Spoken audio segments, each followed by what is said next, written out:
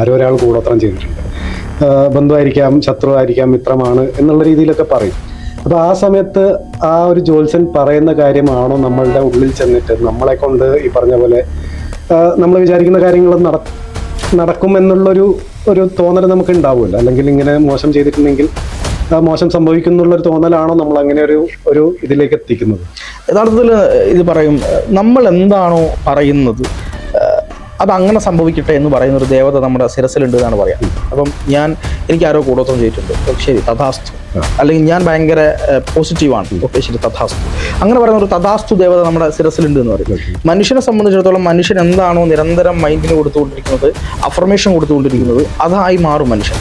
അത് തന്നെയാണ് നമ്മുടെ ഈ ലോ ഓഫ് അട്രാക്ഷൻ തിയറി എന്നൊക്കെ പറയുന്ന പോലെ നമ്മൾ എന്തിനെ കുറിച്ചെങ്കിലും ധാരാളമായി നിരന്തരമായി റിപ്പീറ്റായിട്ട് ചിന്തിച്ചുകൊണ്ടിരിക്കുന്ന സമയത്ത് നമ്മൾ അതായി മാറും എന്നുള്ളത് തന്നെയാണ് കാര്യം. അത് ഒരു മനസ്സിന്റെ സബ് കോൺഷ്യസ് മൈൻഡിന്റെയും പ്രപഞ്ചവും ഒക്കെ ആയിട്ടുള്ള ഒരു കോർഡിനേഷൻ, അതിനെ ഈ പറയുന്ന ലോ ഓഫ് അട്രാക്ഷനും അതുപോലെ തന്നെ നമ്മൾ ഈ സ്വപ്നം കണ്ടുകൊണ്ട് നമ്മൾ എന്ത് ചെയ്യുക, മാനിഫെസ്റ്റ് ചെയ്തുകൊണ്ട് കാര്യങ്ങൾ നേടുന്ന ഒരു സംഭവം, ഇതൊക്കെ തന്നെ അതിൻ്റെ ഒരു ഭാഗമായിട്ട് നിൽക്കുന്ന കാര്യമാണ്.